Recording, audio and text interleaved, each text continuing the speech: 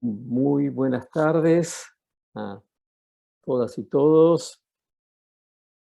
Les doy la bienvenida a este seminario en el cual vamos a estar escuchando sobre un trabajo que fue publicado esta semana y que describe las respuestas que los países de América Latina han introducido durante el periodo de pandemia en todo lo que tiene que ver con el rol de los docentes, las políticas docentes y temas escolares.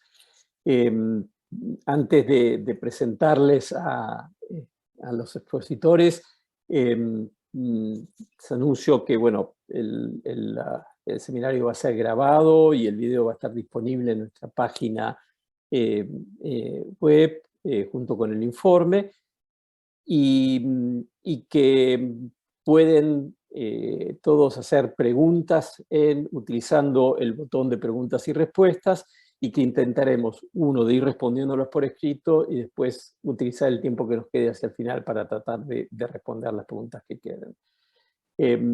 Entonces ahora el trabajo que vamos a discutir hoy fue hecho en el marco de la Coalición Latinoamericana para la Excelencia Docente y fue liderado por Sandra García junto con Inés Insúa. Entonces ahora la invito a Sandra García, profesora de la Universidad de los Andes en Colombia y Senior Fellow del Diálogo, a que nos cuente los resultados del trabajo.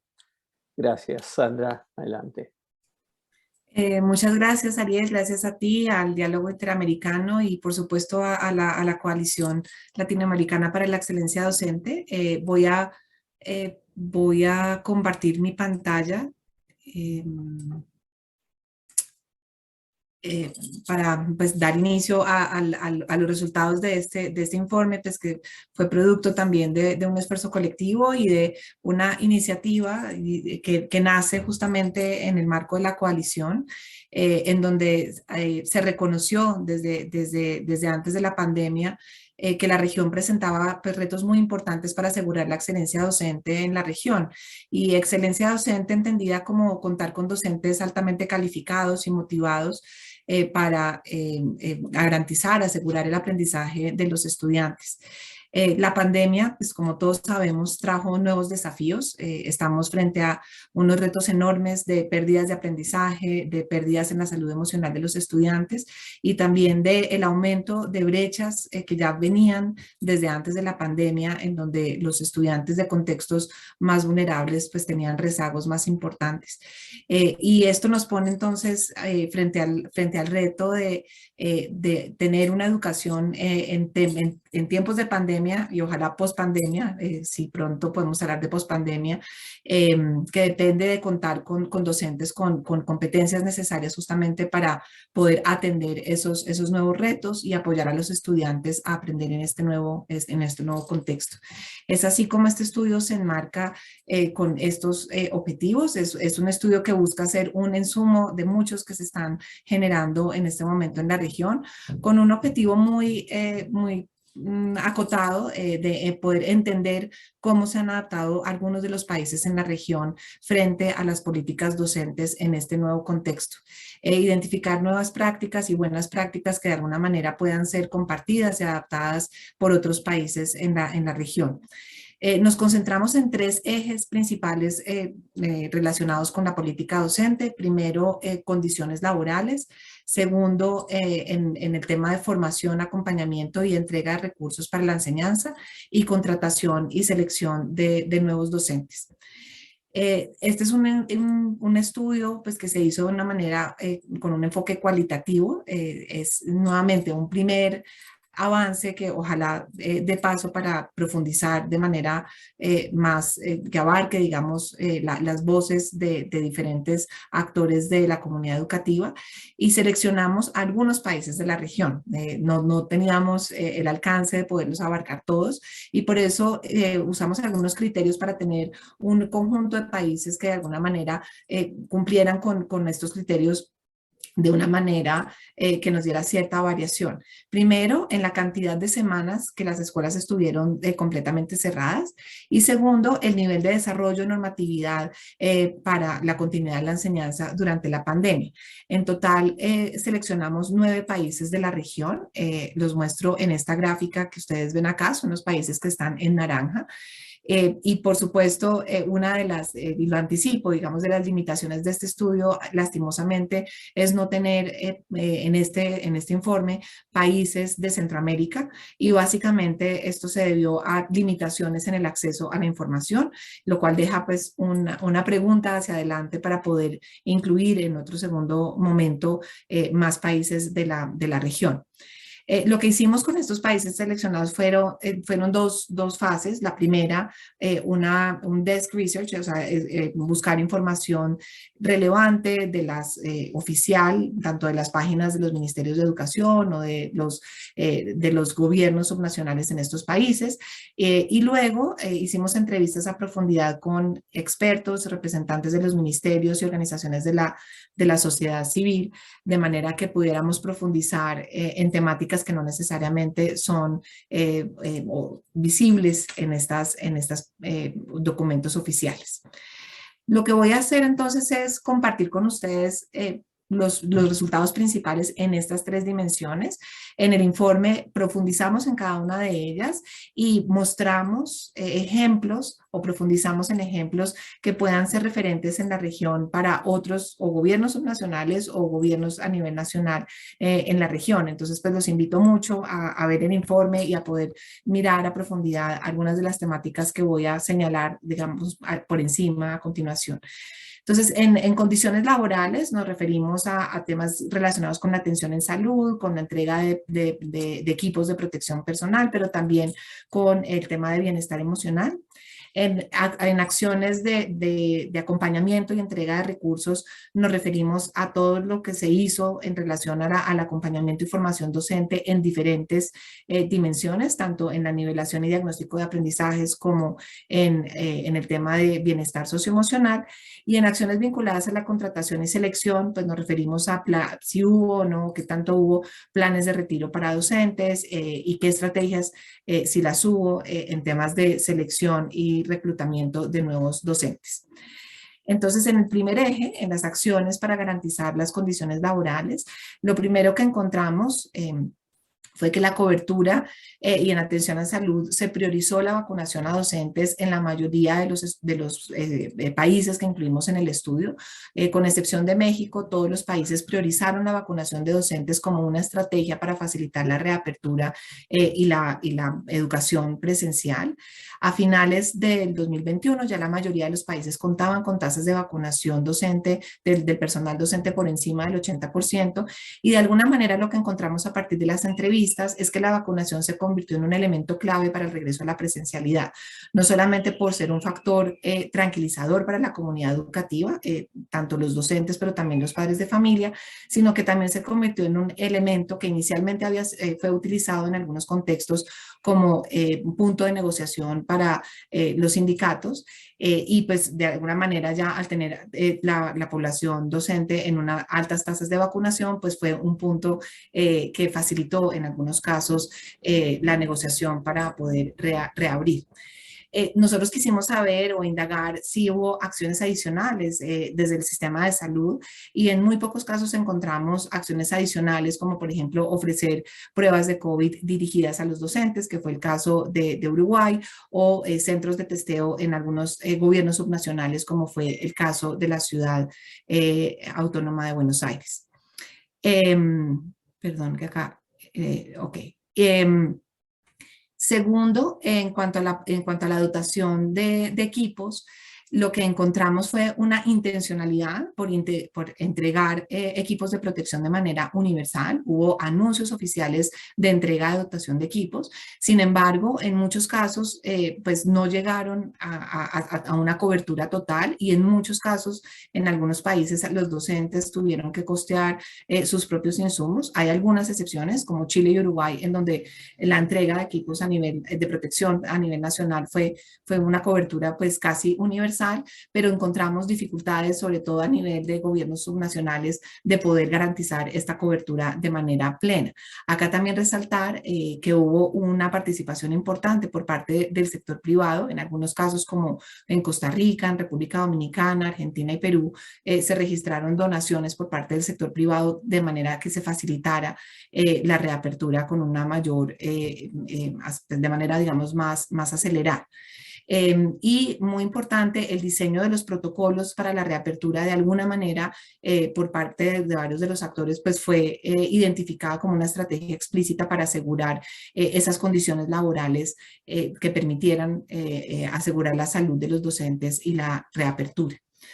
En cuanto a la promoción del bienestar emocional de los docentes, se reconoció en todos los casos o en la mayoría de los casos pues que es un problema a atender, un problema serio en donde hay un reconocimiento de un alto nivel de desgaste y de agotamiento por parte de los docentes y de mayores afectaciones de la salud socioemocional de los docentes. Se encontraron esfuerzos en todos los países por ofrecer algún tipo de recurso para promover el bienestar emocional de los docentes, pero en la mayoría de los casos estos recursos fueron charlas abiertas o talleres abiertos o materiales para que los docentes los autogestionaran, y en muy pocos casos se desplegaron programas específicos para atender digamos, este reto de asegurar el bienestar socioemocional de los docentes. A la derecha de esta diapositiva ven algunos de los ejemplos que profundizamos en el informe, como el programa de Te Escucho Docente en Perú o Estamos Contigo en Costa Rica. También resaltar que hubo algunas iniciativas por parte del sector privado. Una de ellas, por ejemplo, la del Instituto 512 de República Dominicana.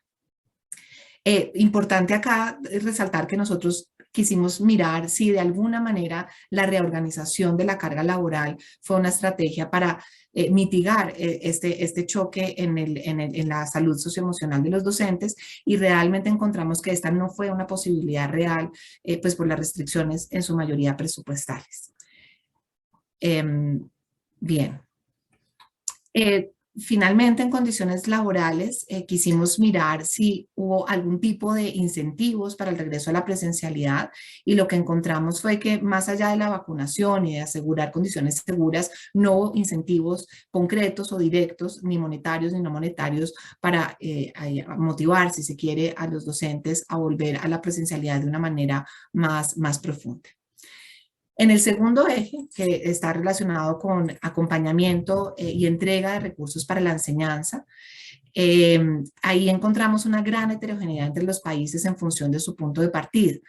Como muchos de los que nos acompañan en esta audiencia saben, solo Uruguay y Chile además solamente en las zonas urbanas, contaba con una alta cobertura de conectividad. Y solamente Uruguay contaba desde antes de la pandemia con un sistema integral para la gestión del aprendizaje a partir del plan Ceibal, y el resto de los países pues contaban, digamos, con limitaciones muy grandes o casi sistemas, digamos, muy incipientes, tanto de conectividad como de sistemas de plataformas educativas para la enseñanza. Entonces es importante reconocer esto porque claramente lo que encontramos de acciones pues depende mucho de estos puntos de partida. Los recursos ofrecidos los dividimos en dos: uno, los recursos materiales relacionados con la conectividad y entrega de dispositivos, y el otro relacionado con la entrega de recursos pedagógicos a los docentes para que ellos pudieran implementar acciones de educación a distancia. ¿Y qué encontramos? Lo primero, en cuanto a los recursos materiales de entrega de dispositivos y de conectividad, en todos los casos de los países incluidos en este informe hicieron esfuerzos importantes por asegurar la conectividad, pero pues no se logró de manera universal. Nuevamente pues está la excepción de Uruguay, pero pues dadas las condiciones iniciales, lograr esta universalidad pues fue bastante retador. Una de las estrategias fue entregar acceso gratuito a Internet para páginas institucionales con contenidos educativos. Esto se hizo en varios de los países, los que aparecen aquí en la diapositiva. Recargas de planes a entregas de tarjetas para acceso a datos móviles en caso de Perú y Panamá. Y acá también resaltar que hubo alianzas importantes con el sector privado, particularmente con empresas de telecomunicaciones, para que esto pudiera acelerarse de una manera más expedita, digamos, en los primeros meses de la pandemia. Por otra parte, pues hubo también esfuerzos para entregar dispositivos. En algunos países como Costa Rica, República Dominicana, Argentina y Perú se ofrecieron dispositivos, pero en la mayoría de los casos no fue de manera universal. En cuanto a la entrega de recursos pedagógicos, pues predominan los repositorios con recursos para los docentes. Ya les voy a mostrar esto en la siguiente diapositiva. Y podemos afirmar que todos los países ofrecieron algún tipo de recurso pedagógico para apoyar a los docentes, empezando por los recursos de radio y televisión acompañados por guías, de manera que los docentes lo pudieran usar como complemento con las actividades o la comunicación que hacían con sus estudiantes vía WhatsApp, y algunos países de alguna manera crearon y fortalecieron para plataformas educativas durante la pandemia. Nuevamente aquí a su derecha encuentran algunos ejemplos de algunas plataformas que incluso se desarrollaron durante la pandemia. Es el caso de Juana Manso en Argentina o de la plataforma STER en Panamá.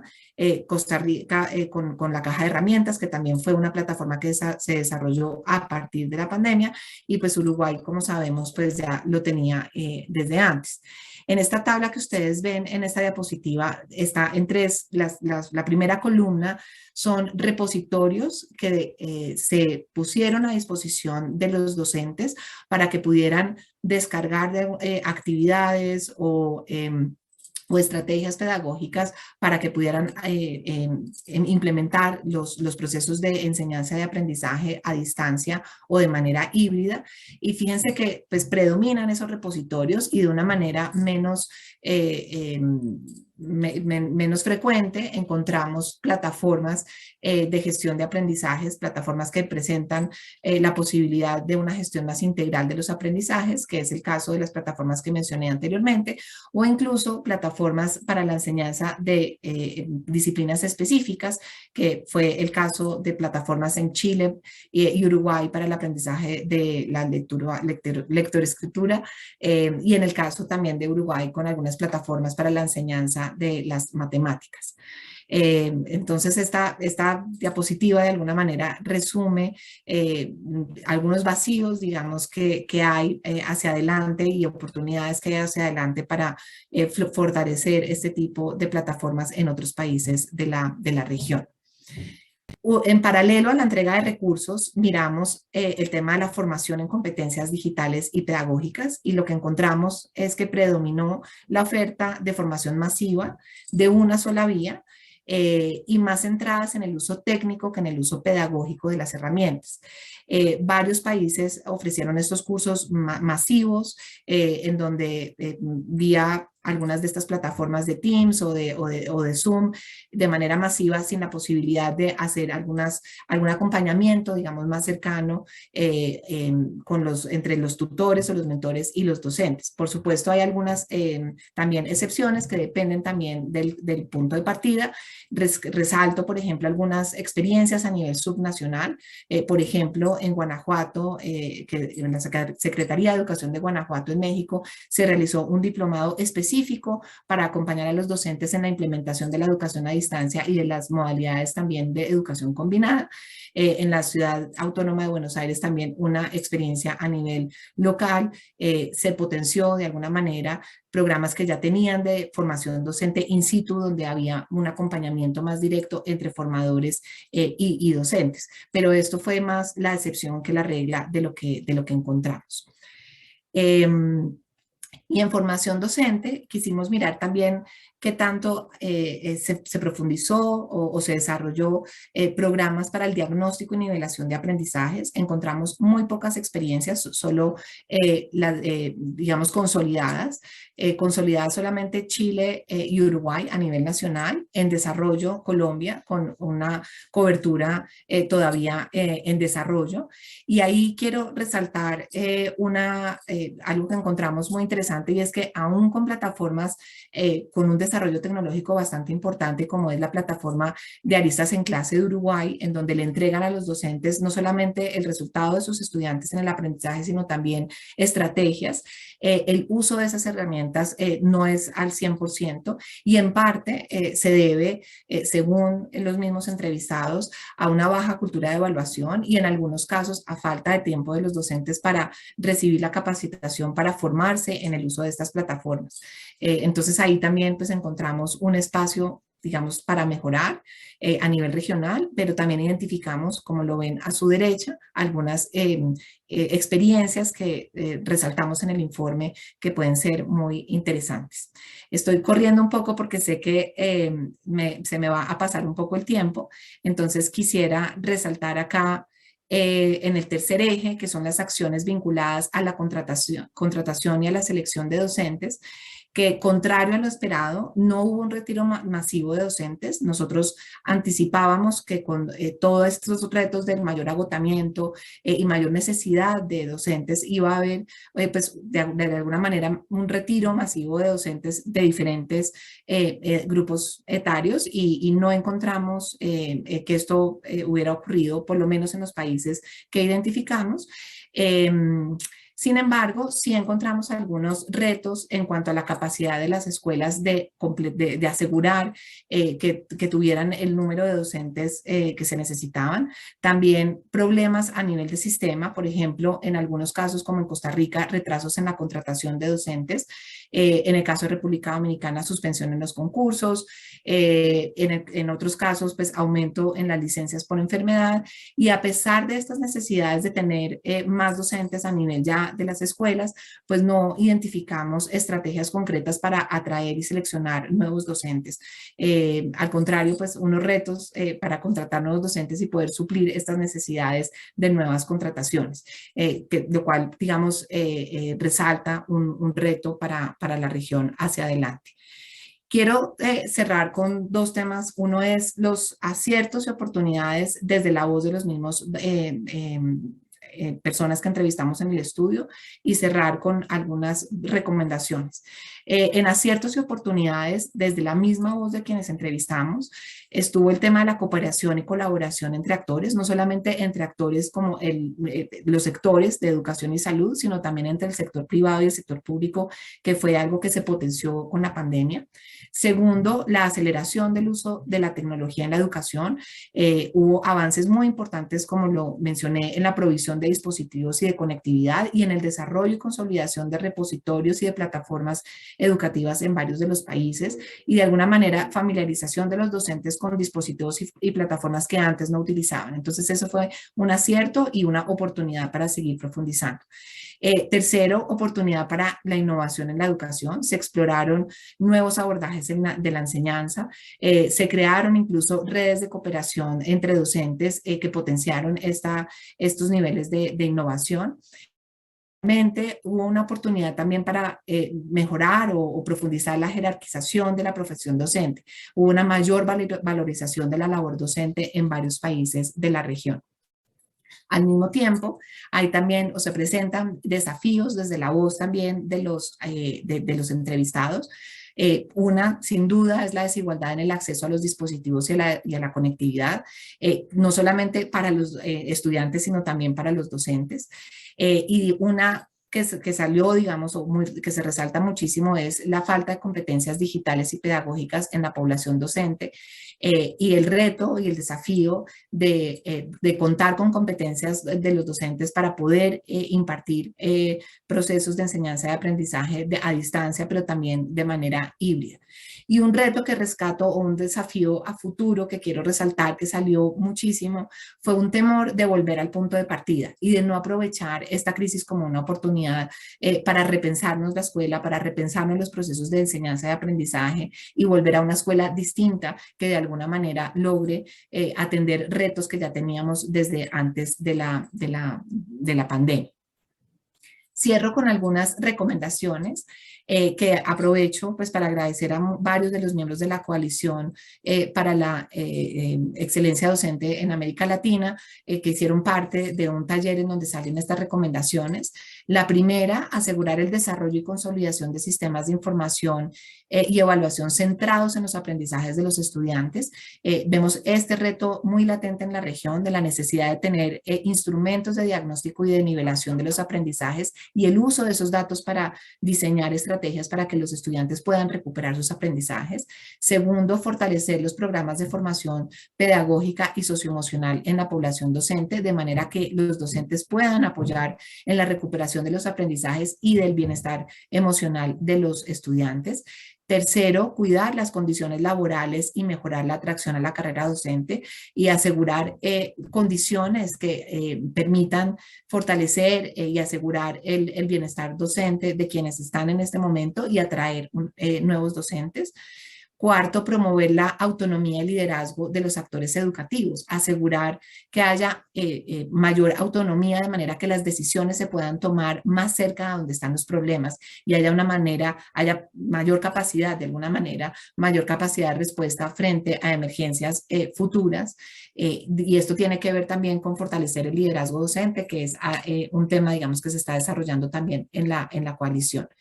Y finalmente, asegurar el fortalecimiento de la educación educativa. Es un momento en donde es muy importante proteger los presupuestos de educación y tener un compromiso de largo plazo con la educación y aprovechar el conocimiento disponible, potenciar y difundir de alguna manera innovaciones exitosas que se crearon en la pandemia y aprender de ellas para poder enfrentar estos desafíos que nos presentan hacia adelante. Muchas gracias. Bueno, muchas gracias, Sandra. Y cumpliste, creo que te sobraron 2 minutos del tiempo programado, así que Bueno. excelente. Tenemos ahora, les pido que prendan la cámara los panelistas, Ricardo, José, Verónica. Tenemos un panel de lujo y la idea es que conversemos un poco sobre las implicancias de todo este trabajo bueno, y de la crisis de la pandemia. Entonces, los presento brevemente. Ricardo Cuenca, los tres son miembros de la coalición, debo decir, así que están comprometidos con toda la agenda. Ricardo Cuenca, de Perú, es investigador principal del Instituto de Estudios Peruano y hasta hace algunos meses atrás, y ante el periodo de la pandemia, le tocó liderar el Ministerio de Educación de Perú.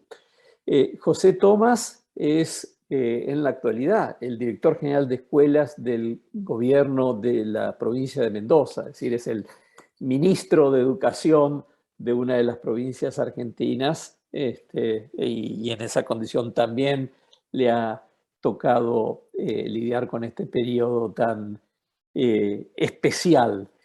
Y Verónica Spross de Guatemala es la directora ejecutiva de Empresarios por la Educación, es investigadora asociada del Centro de Investigaciones Económicas Nacionales CIEN y está ejerciendo la Secretaría Coordinación de la red Reduca. Entonces, tenemos, como digo, un panel de lujo. Y como para disparar un poco la conversación. Obviamente el periodo de 2 años que en mayor o menor medida las escuelas han estado cerradas, le presentaron a los docentes desafíos nuevos, impensados, difíciles de imaginar previamente. Entonces, la pregunta aquí es cómo está cambiando o ha cambiado el rol de los docentes en ese contexto. Y en función de ese cambio que suponemos que tendrá efectos duraderos, debiéramos repensar o replantear la formación tanto inicial como la formación en servicio, como para que realmente esa transformación en el ejercicio de la docencia tenga pies más firmes y duraderos. Entonces, vamos en el orden que los presenté. Empecemos con Ricardo. Adelante, Ricardo. Muchas gracias, Ariel. Muy buenas tardes con todas, con todos. Quiero empezar agradeciendo muchísimo que hayan pensado en mí para poder comentar este trabajo de Sandra y de Inés, que conocí en los inicios y que ahora leerlo completo es una gran satisfacción, no solo por lo bueno del informe, sino porque creo que es una herramienta fundamental. Y antes de responder muy rapidito a la pregunta, Ariel, quiero tomar lo último que mencionó Sandra, a partir de cómo esta crisis es una oportunidad. Y yo creo que este informe es uno de los primeros informes en el que se está reflejando que estamos abandonando esa etapa fatalista de los primeros 2 años en la que nada podía salvarse, para darnos cuenta que es posible aprender y tenemos la imperiosa necesidad de haber aprendido de lo que sucedió en la región en estos 2 años. Y saber que estos años escolares excepcionales del año 2020 y 2021 han sido sobre todo un problema público y no un tema de voluntades, ¿no? No es que ni la sociedad no quería volver, ni el Estado no quería atenderlo, sino que se trataba de un complejísimo problema para los cuales los sistemas educativos y en general los estados no estábamos preparados. Y es por eso que creo, y ese es mi primer comentario general respecto del informe, lo que ha dejado en mí el informe, es este informe que está liderando esta nueva generación de informes en las que estamos mirando hacia adelante y proponiendo algunas cosas, no solo puntuales, sino que creo esenciales para poder aprender de la pandemia. Yo siempre digo que la única manera de curarnos del dolor de esta pandemia es venciéndola a partir de los aprendizajes que podamos tener de ella, ¿no? Así que, dicho esto, yo quiero pensar en el rol docente desde 2 puntos, ¿no? Uno que tiene que ver con el propio ejercicio docente y el otro que tiene que ver con algo que decías, Ariel, respecto de cómo repensamos después de esto algunas de las políticas de formación, y yo quiero decir en general las políticas docentes, y no solo las de formación.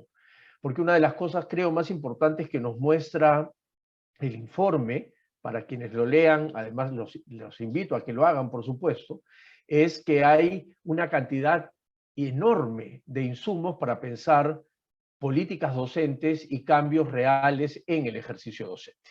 Y entonces, muy rápido, en los 2 minutos y medio que me quedan en esta primera vuelta, debo decirles que lo que nos ha mostrado el informe, y lo voy a decir en clave de prácticas y en clave de subjetividades, es primero que a los docentes les ha costado muchísimo el hecho de trabajar de manera remota, no porque no hayan tenido solamente la tecnología para hacerlo, sino porque perdieron la característica fundante y estructurante de su profesión, que es la presencialidad física, el intercambio cara a cara.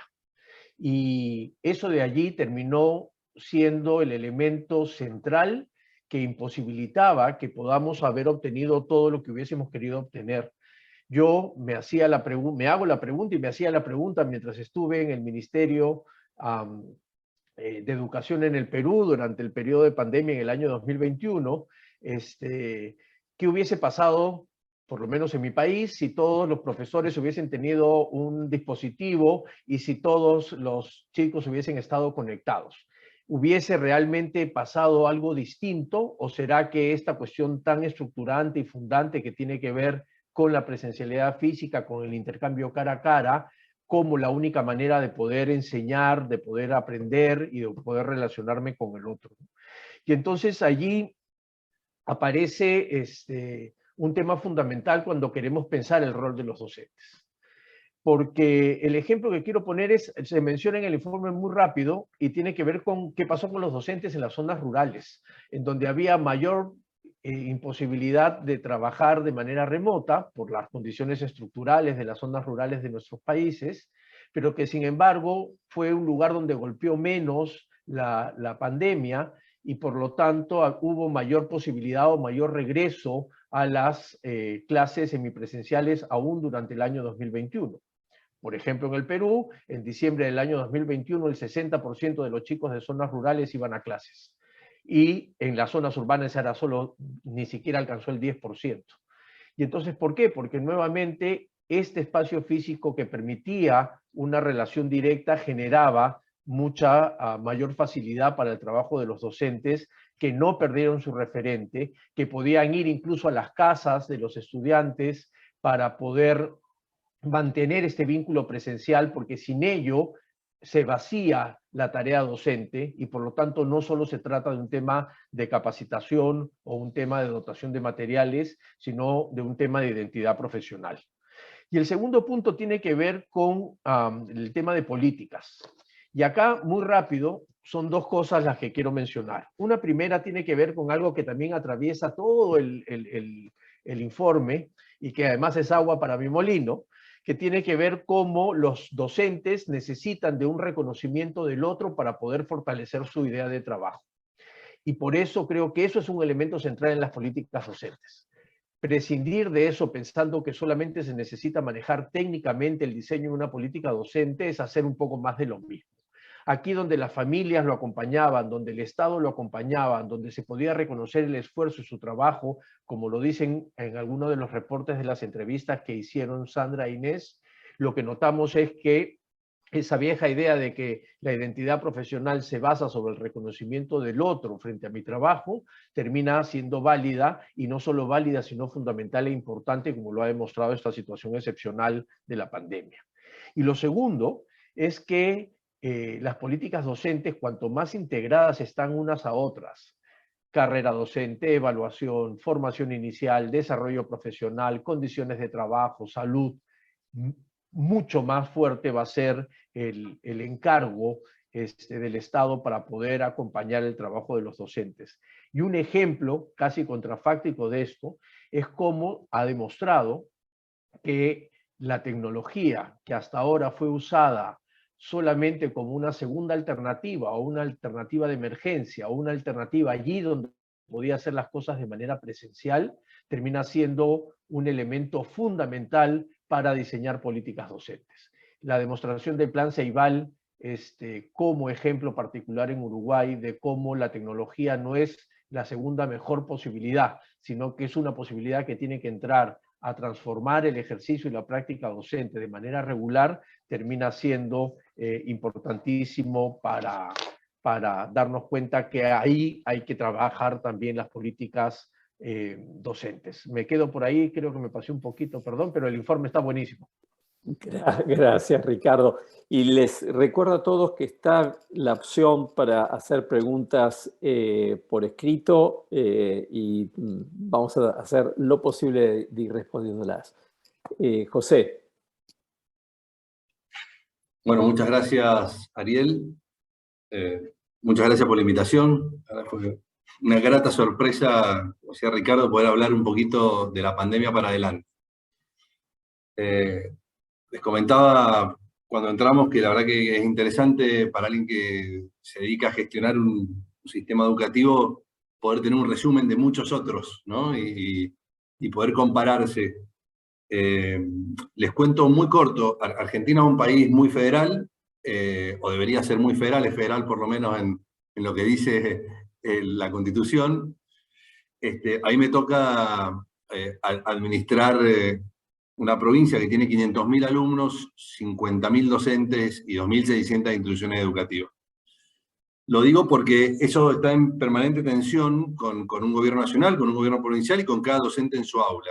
Y de acá quiero un poco hacer el análisis mirando para adelante de las buenas conclusiones que tiene este informe. Los docentes en el 16 de marzo del 20 en Mendoza, yo digo, se tiraron a la pileta de la tecnología, del agua fría de la tecnología. Como a todo al principio no nos gustó, se acostumbraron en algún momento, pero la verdad es que aprendieron a nadar así, digamos, y en nadar lo comparo con la parte técnica del uso técnico de la tecnología, pero ahora hay que ponerle rumbo también, ¿no? Que sería el uso pedagógico de la tecnología. Y en esta pequeña comparación, yo digo que es una gran oportunidad para repensar la formación docente completa, ¿no? Podría hacer hincapié en la formación continua, que fue lo que más hicimos estos 2 años, pero es muy difícil pensar que hoy, por lo menos en Argentina y en Mendoza, la formación docente no contempla una educación mediada por tecnología para la educación obligatoria. No la contempla directamente. La verdad que una de las cosas que nos mostró la pandemia es que la presencialidad es sagrada. Peleamos todo por la presencialidad. En Mendoza las escuelas se abrieron, no solo porque todos sentíamos que teníamos que estar, pero porque los docentes estaban desesperados por encontrarse en un aula con sus alumnos, porque todos nos dimos cuenta que a pesar de muchos supuestos, ahí ocurre el aprendizaje. Ahora, lo que también nos damos cuenta, creo todos, es que la tecnología nos ocurre en la vida, no puede estar fuera de la escuela y mucho menos de los aprendizajes de los chicos. Entonces creo que ahí se crea una tensión muy fuerte entre un sistema que tiene cientos de años, que no contemplaba la mediación por tecnología, a algo que es lo que debería ser normal de acá para adelante. Esto nos agrega otras cosas que son muy contraculturales y que yo creo que acá es lo que no tenemos que perder ni ir para atrás. Hemos revalorizado como nunca los sistemas nominales de información, los sistemas de seguimiento de trayectorias, las trayectorias reales de los chicos por sobre las trayectorias pautadas, la vinculación, cómo nos desesperamos, por lo menos en la Argentina y en Mendoza particularmente, por mantener el vínculo con el estudiante, porque estaba virtual. Ahora, muchas veces los tenemos presenciales y no estamos obsesionados por ese vínculo. Está en la escuela, pero no está aprendiendo. Y eso, hoy los sistemas de información nominales nos mostraron la necesidad profunda de ese tipo de seguimiento. Ahora, los docentes no ven en su formación inicial la importancia de tener información, de tener datos, de usar estadística educativa, de usar sistemas nominales para el seguimiento, de los sistemas de alerta temprana, y demás. Nuestra formación inicial en general, basada en el siglo pasado, se basa en aulas homogéneas, no en aulas heterogéneas. La pandemia nos mostró la importancia de trabajar en aulas heterogéneas, la importancia de todas las pedagogías basadas en metodologías activas, donde el chico produzca su aprendizaje. Eso la pandemia nos obligó, porque la verdad que estaba solo y no tenía otra. O sea que todo eso que vimos, me parece, en forma contundente durante la pandemia, tomo el cierre del informe diciendo que seguramente lo perdamos si no focalizamos. Todos los seres vivos tendemos a volver a la normalidad cuando se acaba el estímulo, excepto que hayamos dejado de ser elásticos, nos convertimos en plástico y quedamos para ese lado, ¿no? Creo que hay que hacer eso. Se va a acabar el estímulo del COVID fuertemente y vamos a empezar a perder de a poco muchas de estas ganancias si no hacemos políticas públicas, educativas, sólidas, pero principalmente con algo que la pandemia no tuvo, es largo plazo. Y acá voy a poner un solo ejemplo, porque el tiempo es tirano, pero ustedes citan muy bien ahí a Plan Federal Juana Manso, ¿sí? Los invito a hacer clic en el link que tiene el informe, que no es responsabilidad de los que han hecho el informe. Pero les voy a dar una página que se llama Conectar Igualdad.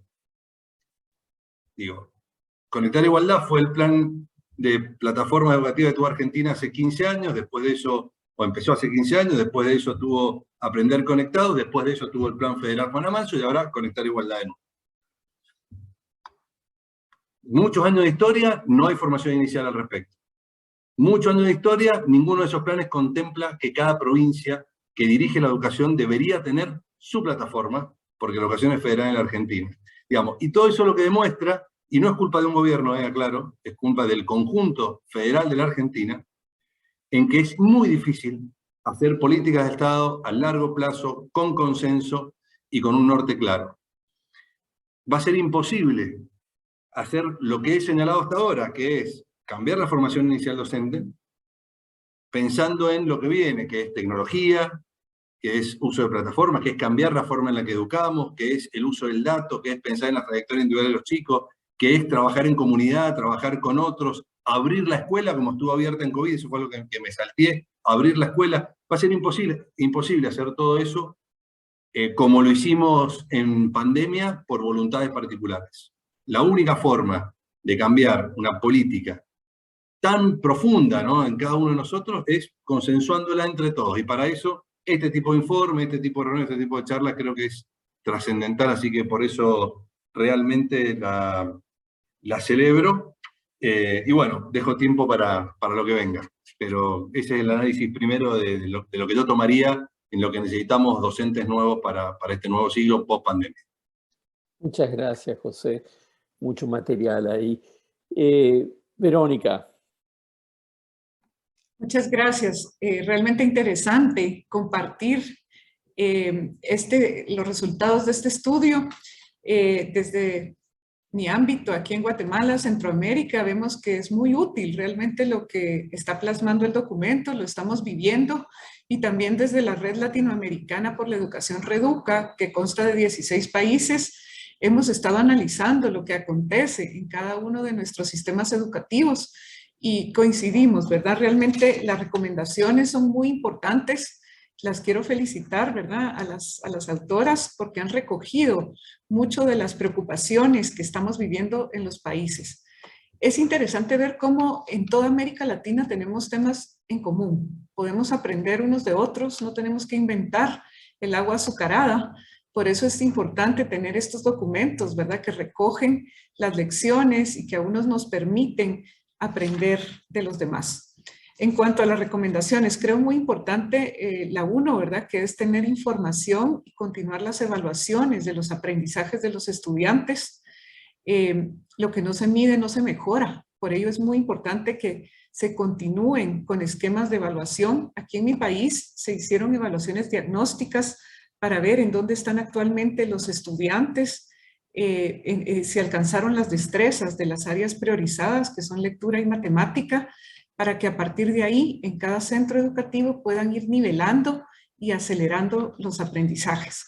Sin embargo, no hay por 2 años evaluaciones nacionales. Yo creo que esto es muy importante que se continúe y que no dejemos un vacío, ¿verdad?, que nos puede afectar muchísimo posteriormente. En cuanto al tema de la formación pedagógica y socioemocional de los docentes, es un elemento clave. Creo que tenemos que rescatar también lo que nos dice el último estudio de UNESCO, ¿verdad?, el ERCE, que esa relación personal del estudiante con su docente es de lo que más incide para poder aprender. Por ello la importancia de regresar a las aulas, así que coincido con Ricardo y José sobre lo que debemos hacer en América Latina para que los estudiantes estén de nuevo en el ámbito escolar. Y la escuela no es únicamente un lugar para aprender, que es lo más importante, pero también es un lugar de resguardo. Recordemos que hay otros factores de riesgo que hemos identificado en los distintos países, sobre todo por los temas de violencia que se viven y que se han vivido más por la pandemia. Además, es un lugar donde hay alimentación escolar y sobre todo esa relación personal con el docente que se convierte en un mentor y en una figura muy importante para ese desarrollo integral del niño. Los docentes requieren un acompañamiento y una formación, sobre todo también en estrategias para la modalidad híbrida, que les ha costado muchísimo. Algunos han sido muy innovadores y creativos, pero no todos. Así que trabajar mucho en la formación docente creemos que es muy importante. Desde el ámbito de Reduca se cuenta con un estudio presentado el año pasado que se llama el Mapa de Brechas de la Formación Docente, y esta recoge distintos elementos, ¿verdad?, de la formación, identificando cuáles son aquellos programas de mayor impacto y qué cosas no han funcionado, porque lo importante es tomar decisiones con base en la evidencia. Otro elemento central es la formación de los directores de centro educativo o rectores, porque ellos tienen ahora un papel fundamental de coordinar a esas comunidades escolares, y ahí se encuentran los aprendizajes de la comunidad de aprendizaje de liderazgo escolar, que se ha implementado también en el ámbito de Reduca y que podremos coordinar con esta coalición también. Desde lo que hemos trabajado en los distintos países, me parece muy importante que se retome la selección por mérito de los docentes. Todavía tenemos en algunos países selección con base en criterios que no permiten contratar a los mejores candidatos para cada puesto docente. Así que es un buen momento para que reforcemos esas políticas de selección y contratación, de modo que cada niño de América Latina tenga al mejor profesor que se puede tener. Algo muy importante también es el tema de la recomendación de aprovechar el conocimiento disponible. Y ahí las redes de maestros, las redes de escuelas son una de los medios, ¿verdad?, para que ese conocimiento llegue al nivel de cada comunidad, de cada centro educativo. Tener redes de docentes es algo muy importante y vemos un ejemplo, por ejemplo, en Argentina, ¿verdad?, que cuentan con una red de docentes que promueve Educar 2050, o acá en Guatemala tenemos la red de maestros 100 puntos. Constituyen comunidades donde ellos van construyendo sus estrategias unos con otros, entre pares. Vemos que ese es uno de los mejores métodos para fortalecer la capacidad docente. Y por último, la inversión. Me parece muy importante que se enfoque la inversión de nuestros países en aquellos programas que tienen impacto y que tienen, a través de la evidencia, mediciones y que han verificado ser exitosos. Hay un problema y es que las políticas públicas no trascienden gobiernos. Creo que parte de la función de la sociedad civil y que todos acá tenemos, ¿verdad?, es que esas políticas trasciendan de un gobierno a otro y que lo bueno, lo que ha funcionado, se siga implementando, que no nos cambien aquellos programas que sí están teniendo resultados. Recordemos que la educación se mide en el largo plazo, no podemos ver sus resultados en 1 o 2 años. Así que todas esas mediciones son importantes para fortalecer la inversión educativa. Gracias. Muchas gracias, Verónica. Y ya, Verónica, empezaste a plantear algunas cosas de lo que quisieras centrarnos ahora en esta segunda ronda, que tiene que ver con posibles cambios estructurales, si se quiere, producto de la pandemia. Los estructurales entendido como aquellas regulaciones o políticas que de alguna manera dan marco a cómo opera el sistema educativo. Y estoy pensando en particular en dos dimensiones que salieron del informe. Por un lado, y lo planteó también al inicio Ricardo, las políticas de carrera docente, digamos, es decir, no solamente la formación, sino el conjunto de las políticas. Verónica algo planteó en ese sentido, pero esquemas de contratación, evaluación, etcétera. ¿En qué medida pensamos que la pandemia abre puertas, cierra puertas o genera nuevas demandas en ese sentido? Y segundo, en lo que tiene que ver con la gobernanza del sistema escolar. Sandra en su presentación habló sobre temas de autonomía, digamos, un margen de flexibilidad para la toma de decisiones en las escuelas. Verónica también sacó el tema de los directores y su rol. Pero un poco nuevamente, siguiendo pensando a futuro, ¿en qué medida esto es, esta agenda de cambios más, lo caracterizado como cambios estructurales, es una agenda para este periodo post-COVID o no lo es? ¿Y cuáles son los temas? Sigamos el mismo orden. Ricardo, tienes la palabra. Gracias, gracias Ariel. Muy cortito para darle más tiempo a mis colegas, a Verónica y a José, porque usé más tiempo, creo. Yo diría 3 cosas que hay que cambiar y que han salido en la discusión. Una primera es hacer un buen balance, mejor dicho, balancear, equilibrar el peso que tienen las evaluaciones nacionales respecto al peso que pueden tener las propias instituciones educativas. Es decir, lo que nos ha demostrado ahora es que ante que estas evaluaciones son también evaluaciones muy vulnerables, porque, entre otras cosas, no teníamos los sistemas, la mejor tecnología y la mejor metodología para poder seguir haciendo evaluaciones a gran escala estandarizadas, que son importantes y fundamentales, pero cuya razón principal es alimentar las decisiones de políticas públicas y de políticas en educación. Sin embargo, durante muchos años el énfasis por las evaluaciones masivas, estandarizadas y generalizadas le restaron un cierto grado de importancia a aquellas evaluaciones que más bien hacen las instituciones, la evaluación que cada docente hace con sus estudiantes. Y yo creo que se ha demostrado, por lo menos fue la alternativa en algunos países, incluyendo el Perú, en el que los primeros meses del 2021 los docentes tenían que evaluar lo que había pasado con sus estudiantes para que ellos mismos tomen las decisiones de cómo iban a recuperar esas habilidades no conseguidas porque el año 2020 fue aún un año complejo. Quiero decir con esto que también teníamos que sentarnos a pensar si esta modalidad de tener este tipo de evaluaciones es la única salida para obtener información del aprendizaje de los estudiantes o no es la oportunidad para combinar estas evaluaciones estandarizadas que finalmente generan unos insumos fundamentales para tomar decisiones a nivel de sistemas respecto de darle un énfasis mayor a herramientas de evaluación para que los docentes, los directivos escolares puedan trabajar ese tema con sus estudiantes. Termino con una pregunta. Conversaba con unos profesores y les pregunté yo, estaban obsesionados por ver y me decían, ministro, ¿qué hacemos con la evaluación? ¿Qué hacemos con la evaluación? ¿Qué hacemos con la evaluación? En un aula en donde, una zona donde había muy poca presencialidad. Entonces yo le dije, ¿no te has preocupado primero cómo vas a enseñar o cómo van a aprender?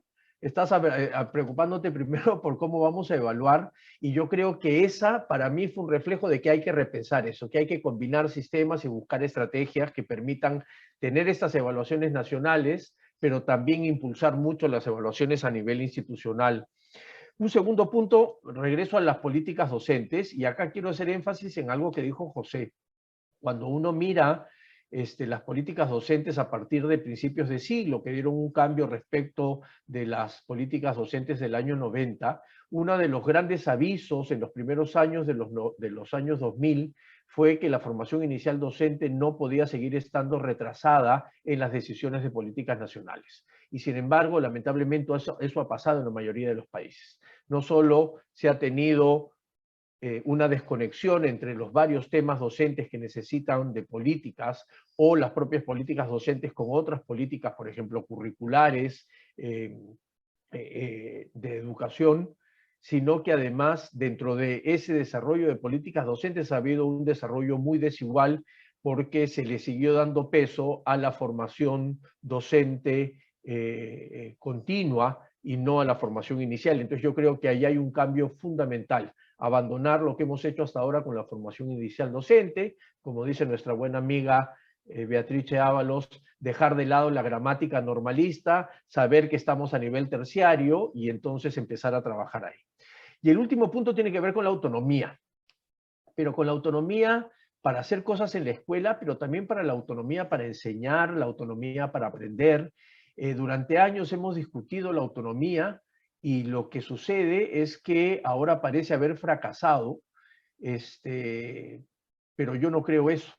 Lo que yo creo es que nunca realmente los estados impulsaron un nivel de autonomía tal, salvo la administrativa y con algunos proyectos que fracasaron en la región, de imaginarse que efectivamente se necesita un cambio profundo en la manera como concibo la educación y la enseñanza para poder generar niveles de autonomía. Lo que sucedió ahora es que sin mayor preparación, docentes, estudiantes, supervisores, directores y por supuesto los funcionarios de los ministerios de educación fueron empujados a un ejercicio de autonomía para el cual ni estaban preparados, ni tenían el marco normativo, ni tenían la tradición de trabajo. Y entonces parece haber fracasado porque nos hemos dado cuenta que hablamos mucho sobre la autonomía de la enseñanza, del aprendizaje y de las escuelas, pero hicimos muy poco para que eso realmente se realice. Entonces, evaluaciones, políticas docentes con énfasis en la formación inicial y efectivamente políticas que generen autonomía. Gracias. Gracias, Ricardo. José. Bueno, voy a elegir una cosa, un tema de todos los que uno podría en 5 minutos. Yo creo que uno de los cambios profundos es la forma de gestionar los sistemas educativos, por lo menos en la Argentina, que yo no lo conozco fuertemente. El sistema de la Argentina no tuvo cambios profundos, con lo cual hoy se gestiona como se gestionaba hace 100 años, de un casi castrense, digamos, ¿no? Una estructura absolutamente rígida y verticalista. En eso pongo 3 sentencias para tratar de abrirlo. Una pregunta, en realidad. Primero, decisiones basadas en evidencia. Hasta ahora hemos tomado decisiones basadas en normativa. Y las normativas basadas, depende de quién la escribe, en muchísimas cosas. Segundo, políticas educativas basadas en evidencia, que son la misma teoría, uno en lo micro y otro en lo macro. Y la tercera, y la dejo para crear un poquito de ambiente, es quién controla el futuro de la educación, el título del texto de Axel Rivas, ¿no? Del libro de Axel Rivas.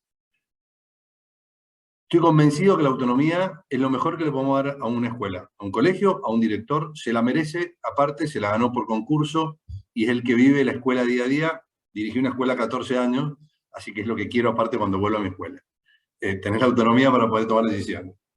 Ahora, para poder tomar decisiones, ese director tiene que tener información. Y ahí viene el gran cambio de la forma de gestionar el sistema. No podemos gestionar un sistema que no tenga un sistema nominal de seguimiento, pero no solo de alumnos, de docentes, de instituciones, de todo lo que pasa, puesto en un sistema, que el director vea un tablero de control, cosa que en la educación, por lo menos en la Argentina, casi se desconoce. Hoy tenía otra charla y yo les decía que los sistemas educativos son los sistemas que tienen más datos y probablemente los que tengan menos información, ni hablar de procesar la información, ¿no?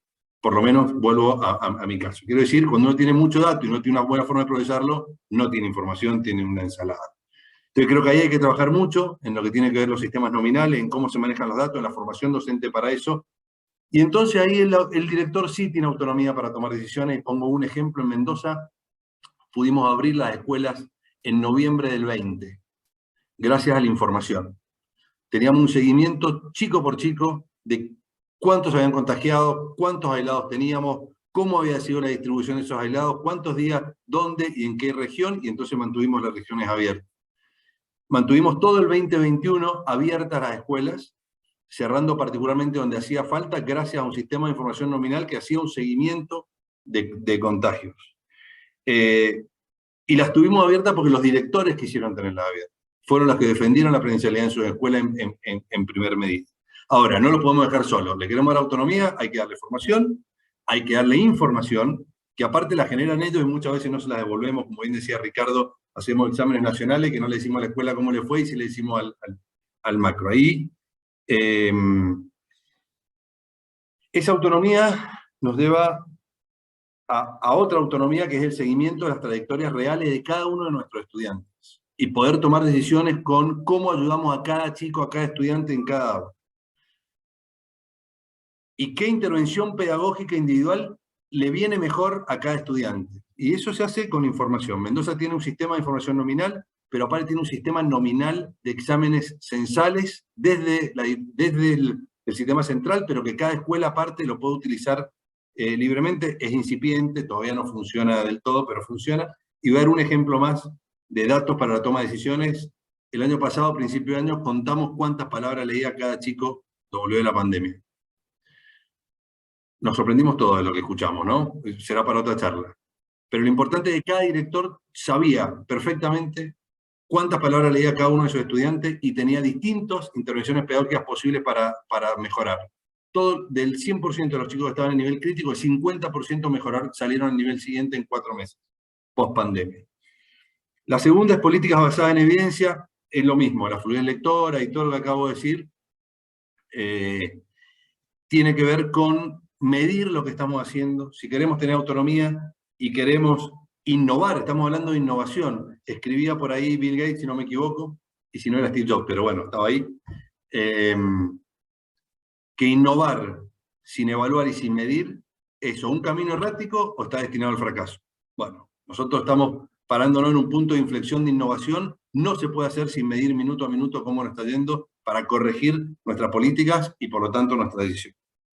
Y para cerrar, ¿quién controla el futuro de la educación? Mi resumen, que no es lo que dice Axel necesariamente en su libro, pero cada uno lo interpreta como quiere o como puede, tiene que ver con que no tengo duda que el futuro de la educación los manejan quienes manejan los sistemas nominales de información y las plataformas educativas. Y acá hay dos cosas que la pandemia también nos mostró. En Mendoza, que es federal, esas dos cosas no la puede manejar otro que no sea el gobierno federal, que es quien tiene por ley la obligación de controlar su sistema. Entonces es difícil pensar en tener sistemas nacionales en países federales, excepto que estén absolutamente integrados y vinculados. Lo lógico sería al revés, ¿no? Que la vinculación sea provincia-nación y nación-provincia. Pero también es difícil pensar en países tener sistemas comprados, digamos, y que los maneje otro. Una cosa es comprar y manejarlo vos, otra cosa es, subirme a una plataforma en la que yo no manejo la información y los datos que están pasando por ahí. Esto es un poco, creo, el gran desafío que tienen los sistemas educativos para poder llevarlo adelante. En las dos primeras es una decisión política, más que económica. El uso de datos es una decisión política y de recurso humano. Y el tercero es una decisión mucho más compleja, es económica y es, diría yo, de estrategia, porque tiene que ver con cómo nos relacionamos con los privados. No hay forma de generar nuestras propias plataformas y hacer todo del Estado. Pero tampoco es forma de ceder esa autonomía de ellos. Así que ahí hay que... Bueno, el modelo Ceibal creo que es un buen ejemplo para seguir en Latinoamérica. Muchísimas gracias. Gracias, José. Verónica. Gracias. A los dos colegas que me antecedieron, pues ya han dicho bastante, ¿verdad? De lo importante que es realizar ahora cambios a partir de la pandemia. No podemos seguir con el mismo sistema educativo que teníamos antes. Les voy a proponer aquí algunos elementos. Uno es posicionar la educación como prioridad nacional. Creo que sigue siendo vigente el estudio del diálogo, Ariel, que era un pacto con la educación de calidad, ¿verdad? Yo creo que es ahorita un momento para retomar esos pactos a nivel de países, donde sobre todo sirva para tener mejores sistemas de gestión de la educación. Y esto va porque lo que sucede a nivel de la cabeza llegue a todas las instancias del sistema educativo. Por ejemplo, alinear a las instancias regionales, que en mi país son direcciones departamentales, tenemos también a las instancias distritales o municipales. Cuesta mucho a veces que las políticas lleguen. Y recordemos que los sistemas educativos también son como grandes barcos, como transatlánticos, que les cuesta mucho virar, ¿verdad? Que no es fácil poder girar. Entonces, las decisiones que se tomen también deben ser comunicadas, deben tener sistemas para formar también al personal de gestión de los ministerios de educación, de modo que las decisiones lleguen al nivel de la escuela. Los cambios curriculares, por ejemplo, toman años para llegar a la escuela, ¿verdad? Entonces, tenemos que tomar todo eso en cuenta y posicionar la educación como prioridad para que se sumen otros actores, ¿verdad? Que tenemos la posibilidad de hacer alianzas, sobre todo en este momento, y que sigan esas alianzas que se dieron con la pandemia. En segundo lugar, dedicarle mucho espacio, presupuesto, políticas a los docentes y a los directores, para que sean personas preparadas y sobre todo comprometidas. Creo que la formación inicial sí debe ser modificada, reestructurada, para responder a estas nuevas necesidades que tiene hoy día el sistema educativo, sobre todo que tengamos profesores preparados para innovar, profesores para ajustarse al contexto, pero sobre todo que puedan centrar su trabajo en el estudiante, en que cada estudiante vale, que cada estudiante es una persona que debe tener una trayectoria escolar exitosa. Y por último, quisiera mencionar el tema de la brecha digital, el tema de la conectividad y los equipos tecnológicos. Sí es muy importante que prioricemos eso dentro de la inversión educativa. Nuestros países suelen tener aumentos en la inversión educativa, pero no siempre es una inversión de calidad. Estamos invirtiendo en aumentos salariales, estamos aumentando también en alimentos que pueden ser importantes, pero hay que sopesar cuáles son aquellas inversiones que van a ayudar más a la calidad de la educación, a mejorar los aprendizajes. Y sugiero que sí se priorice la tecnología, pero como una herramienta, ¿verdad? Como hemos hablado, que ayude a los docentes, que ayude a los hogares, que ayude a los niños a aprender más. No es un fin en sí mismo, pero sí es un medio importante, pero sobre todo que hayan recursos y que se puedan utilizar. De lo contrario, no llegan a las áreas rurales de nuestros países si no cuentan con esa conectividad. Así que me quedo con un buen sabor, ¿verdad?, de que podemos tener cambios importantes para mejorar la educación. Muy bien. Yo he ido mirando las preguntas que están por escrito. Creo que varios de los temas los han ido respondiendo. Invito que si tienen un minuto ahora también las miren todos, pero creo que hay un par de cosas de las cuales no hablamos, que tienen que ver con actores. Hay alguna pregunta sobre el rol de los padres y qué pasó ante la pandemia y cómo puede esto cambiar a futuro. Y también hubo un par de comentarios en el chat, en la lista de preguntas sobre los sindicatos y las reacciones. Nos quedan 15 minutos. No hace falta que todos respondan esto, pero también quiero invitarla a Sandra que se una ahora al panel. Y que además de, si quiere comentar sobre estos dos puntos que mencioné yo, pero en general, quizás empecemos con ella, ¿qué de lo que escuchaste de Ricardo, José, Verónica, te ha llamado más la atención o hecho pensar? Gracias, Ariel, y pues no, muchísimas gracias a Verónica, a Ricardo y a José por todos los comentarios, por su generosidad con el informe, pero también con los comentarios, que tomé muchas notas, entonces quedé con muchas ideas que creo que pues tanto para el diálogo como para la coalición serán puntos en donde seguiremos trabajando. Sé que acá incluso en la audiencia hay muchos de ellos. Me resuena algo que menciona Verónica, y es que muchas de estas problemáticas, pero también de estrategias que tenemos son compartidas en la región. Y veo que también esto puede ser una oportunidad para promover todavía más espacios de colaboración a nivel regional, en donde muchas de las estrategias que se están implementando, tanto de los repositorios, por ejemplo, que les señalé, las nuevas plataformas, como ahora esta experiencia que nos señala José de los sistemas de información, que por supuesto tenemos una diversidad enorme en la región. Siento o percibo que hay una oportunidad para aprender más entre nosotros, o sea, entre países, así como en el informe mencionamos mucho las redes de docentes y cómo pues se creó un espacio para la colaboración entre docentes, e incluso entre docentes entre las mismas instituciones y entre diferentes gobiernos locales. Pues también nosotros entre países, o sea, veo eso, me resonó mucho como oportunidad. Segundo, el tema de la formación inicial, sin duda, creo, o sea, si hay algo, o sea, si me quedan como dos prioridades acá enormes como región, es el tema de la formación inicial, y cómo mucho de lo que ustedes mencionaron de las necesidades de las nuevas maneras de enseñar, de las necesidades de cómo incorporar estos aprendizajes, le habla mucho a la nueva formación inicial que requerimos.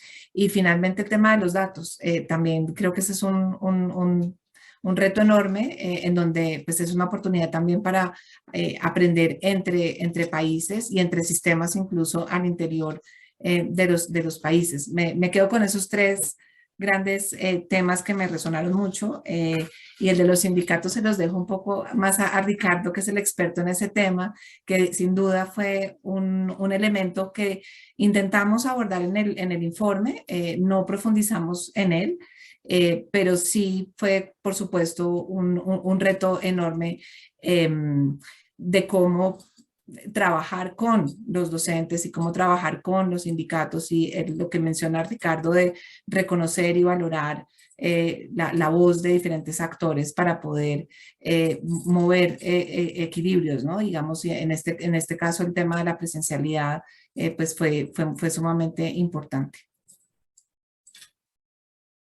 Sandra, sobre el tema padres, ¿surgió algo en la investigación? Nosotros, como su nombre lo indica, en el informe nos concentramos en la política orientada a los docentes. En donde se mencionó bastante fue al inicio, para la presencialidad, digamos, la comunicación que hubo con los padres de familia, perdón, y los cuidadores, y en qué medida eso dio o no dio tranquilidad para el retorno a la presencialidad.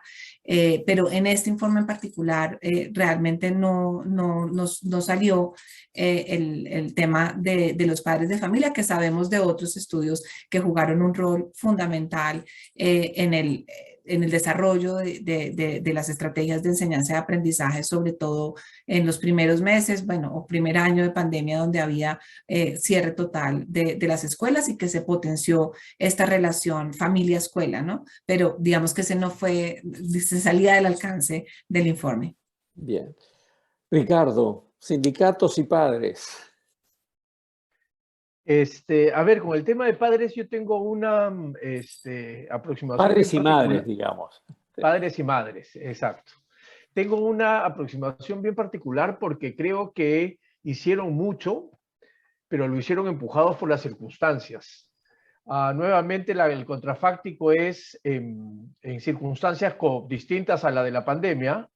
La participación de los padres de familia más bien ha sido permanentemente, también por los estudios que hay, un reclamo, ¿no es cierto? Porque ha sido una relación muy instrumental con la escuela y ahora tuvo que volverse una relación fundamental y no instrumental, ¿no? Entonces, lo que yo creo es que también es una muy buena oportunidad para darnos cuenta si efectivamente el rol que poco a poco se le fue asignando a las familias en el proceso educativo en una situación más bien regular, termina siendo también una necesidad de revisión, ¿no es cierto?, de una manera mucho más ordenada y sistemática de su participación.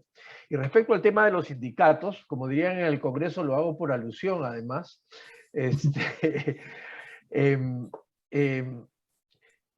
hay que partir de un tema. La relación de los sindicatos en los países, en la región, son muy heterogéneas, muy heterogéneas. Hay sindicatos que efectivamente tienen una presión muy fuerte frente a los sistemas educativos, frente a los gobiernos, y son capaces de impedir que se avancen con algunas cosas, respecto a otros sindicatos que, aun cuando hayan resistencias iniciales, puede llegarse a algún tipo de acuerdo y avanzar. En general, en el regreso presencial, pero en cualquier otro tipo de políticas docentes, ¿no? Para el caso, no hay ningún registro sistemático, estamos empezando a hacer uno respecto de la participación de los gremios en los países de la región para ver cuál ha sido su participación, pero hasta el momento, luego de una fase inicial de rechazo o de temor o de resguardo frente al retorno a clases presenciales, allí donde empezaron a abrirse, es verdad que también hubo una compañía de los sindicatos en algunos países. Es decir, la posición inicial fue más bien de recaudo respecto al regreso, y en algunos casos, cuando se empezó a abrir algunas pocas informes que hay de algunos países, terminó siendo alguien que acompañó esos procesos de apertura. Pero quiero terminar porque creo que esto ha sido el mejor ejemplo de cómo se ha replicado la vieja tradición que hay en los países latinoamericanos, por lo menos, en la relación de los gremios de los docentes con las familias, ¿no es cierto?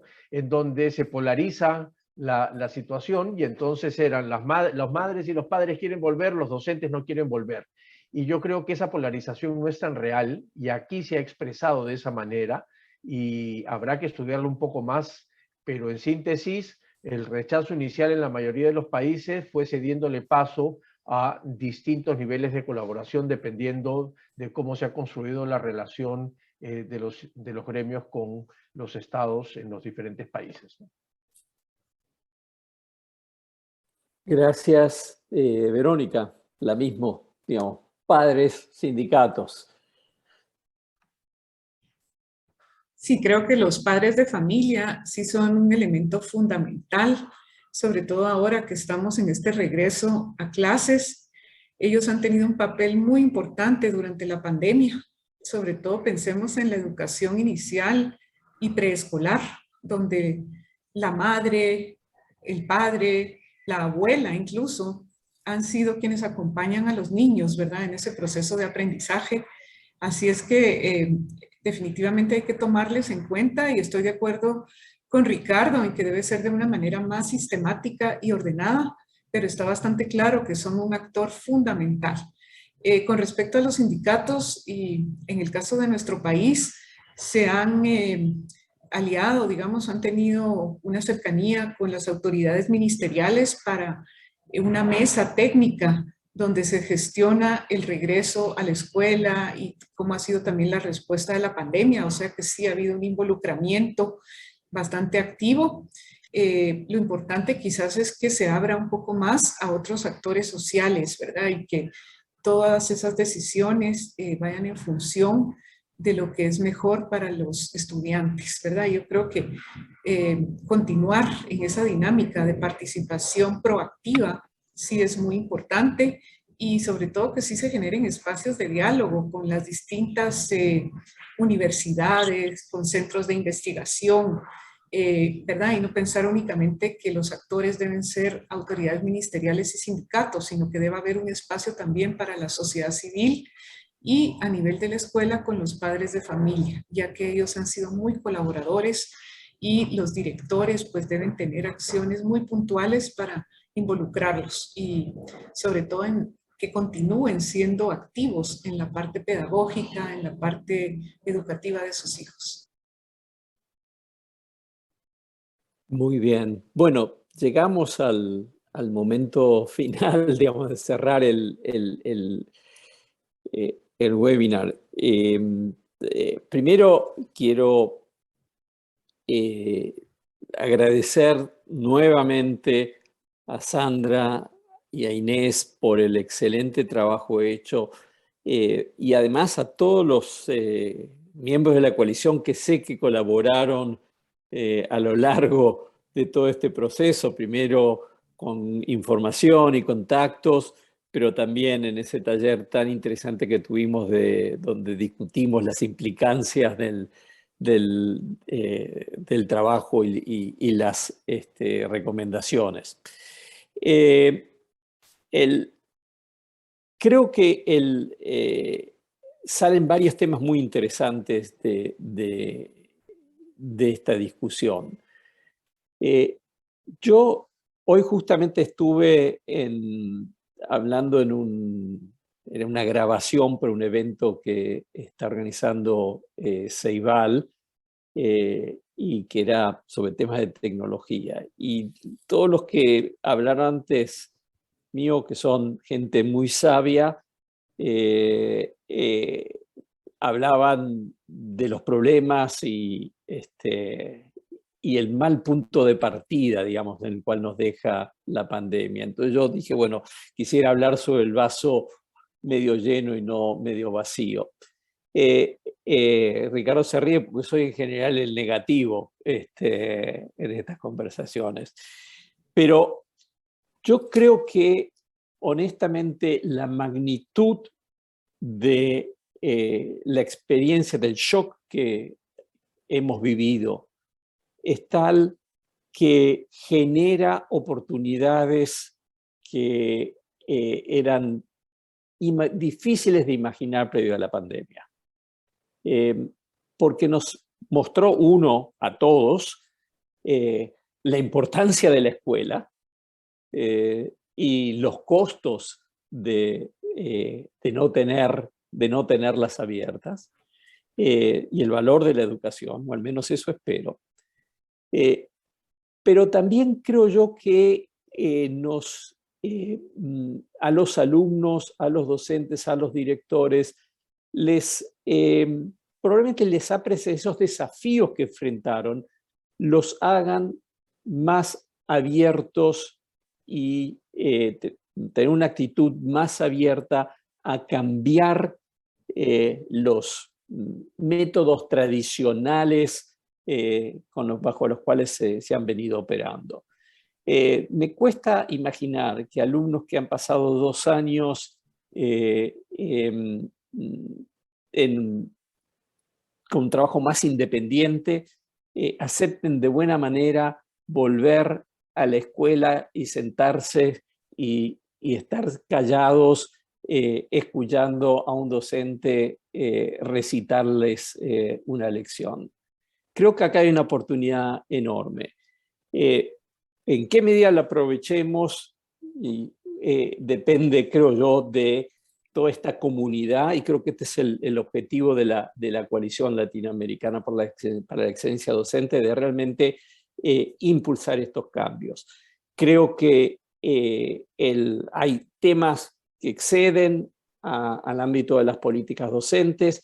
Creo que hay varias de las preguntas que apuntaban a cambios curriculares, tema que no hemos hablado hoy, pero yo me quedo con la sensación que, en efecto, escuchándolos a Sandra, a Ricardo, a Verónica, a José, que hay un espacio importante, hay desafíos fuertes que van a implicar necesidad de cambios, algunos estructurales. Me quedó muy fuerte el tema de la información y los sistemas de información y gestión que José mencionaba. Los tradicionales que tienen que ver con digamos, la carrera docente, y Verónica enfatizó varios de esos puntos. Los temas que tienen que ver con la verdadera autonomía y no la autonomía en los libros, que creo que era un punto que hizo Ricardo. Y definitivamente lo que tenga que ver con los sistemas de formación docente. Entonces, bueno, lo cerramos con esto, agradeciendo nuevamente. Tuvimos más de 300 personas conectadas, participando en Zoom. No sé todavía cuántos estuvieron en el canal de YouTube, pero esto nos da una señal de que, en efecto, este es un tema que motiva, una audiencia muy diversa de varios países y de roles, por los que vi en los comentarios, muy distintos. Así que muchas gracias a todos. Y bueno, este es un camino en el que seguiremos adelante. Hasta muy prontito y saludos a todos. Gracias.